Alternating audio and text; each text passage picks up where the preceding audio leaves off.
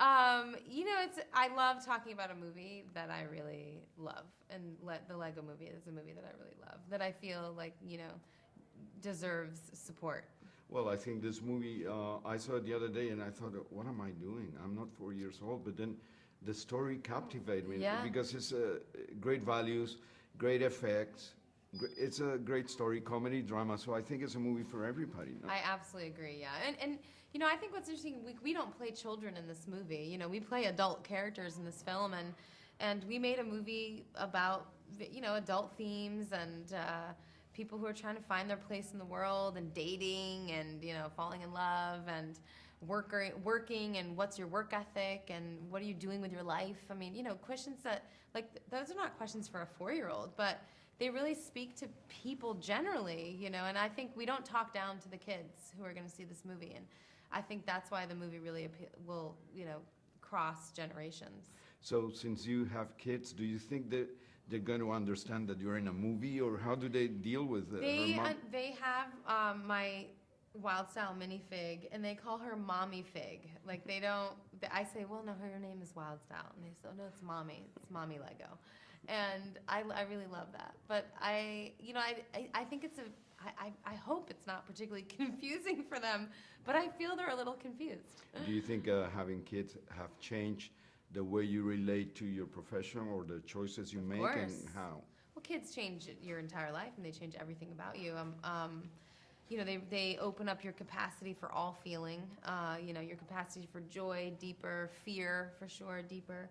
But and they dictate many of your decisions in your daily life.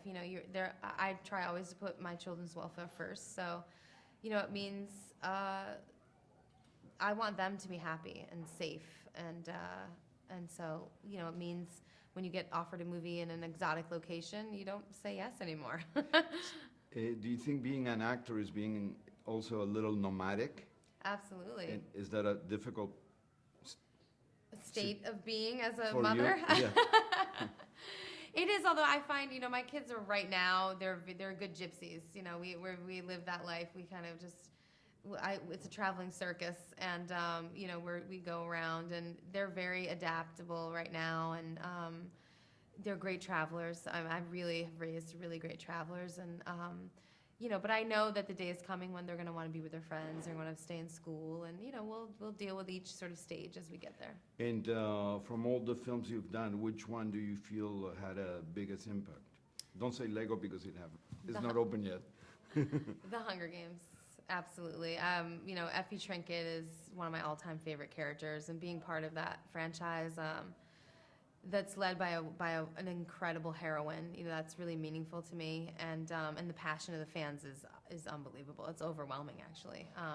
But I do this job to create a dialogue with an audience, and that film has such an incredible global reach, and I really feel like we get to talk to a lot of amazing, a huge audience. It's really incredible. Is the capacity to act developed more and more after each movie? So is it like going to the gym and building up muscle, but acting muscle, or? I think every film, requires you have a skill set when you go in. It's sort of a toolbox, and every film requires different tools depending on what you're doing. And making the Lego Movie, vocal performance, physical, exhausting, whereas like playing Effie Trinket is all about hair and makeup and shoes and costume, and so everything's different. When you play a real person, I just played Melinda Wilson in Love and Mercy, which is the story of Brian Wilson of the Beach Boys, and they're alive. You have to sit with them and research because you have a responsibility to play them. They're going to see it. Their family's going to see it. You're helping build their legacy, and so every movie is different in terms of what tools you're going to take out and use. I understand you grew up in Massachusetts. Yes. Kind of like an isolated environment, not in a big city. Yes. So how did you end up here working in Hollywood and all that? I always had city blood. I knew I was not meant to sort of stay in the country where I grew up. I always wanted to go to the city. I lived in New York City and Philadelphia. I've lived in San Francisco, now Los Angeles. So I'm drawn to to urban places and always have been. And how do you choose your roles? You get a lot of phone calls and you say, no, yes, whatever.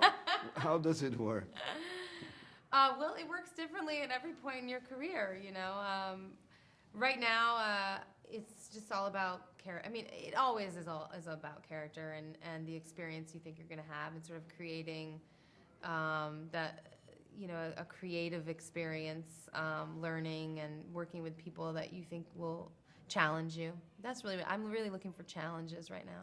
When there are tabloids that say that you're one of the sexiest women Great. around, and how do you feel about that? And if you have to be always photo ready, or can you relax and forget about it? I relax probably more than I should. It's probably why I'm not the sexiest woman on most lists. You are. Oh, A well, little that's very bit. sweet. Okay. You know, it's an interesting part of the job. And could fame be damaging? Sure. But you don't seem damaged, or You know, you're cool. I came to the business older than most. You know, I went to college and I went to graduate school, and so I was more of a fully formed woman when I entered the business, and I'm really glad for that. I don't know that I definitely didn't have the maturity to, you know, the wisdom to figure this out when I was, you know, 17, 18 years old. So I'm really glad I waited until my mid-20s. And what do you consider your biggest accomplishment? Being a good mother. It's my biggest accomplishment. But I'm of sure course. it's tough, no? Producing Pitch Perfect, that's up there. Like professionally, I'd say that's my biggest. That's the hardest I ever worked, and I'm very proud of the movie and the opportunity that we provided for all the great, amazing women in the film, and the character I play in the movie, Gail, whom I love. So probably that. So, last question. Do you think through movies, even through animated movies, we can change a little the perception of reality or improve relations or Of course. make a difference in a way? I think that's the point of art.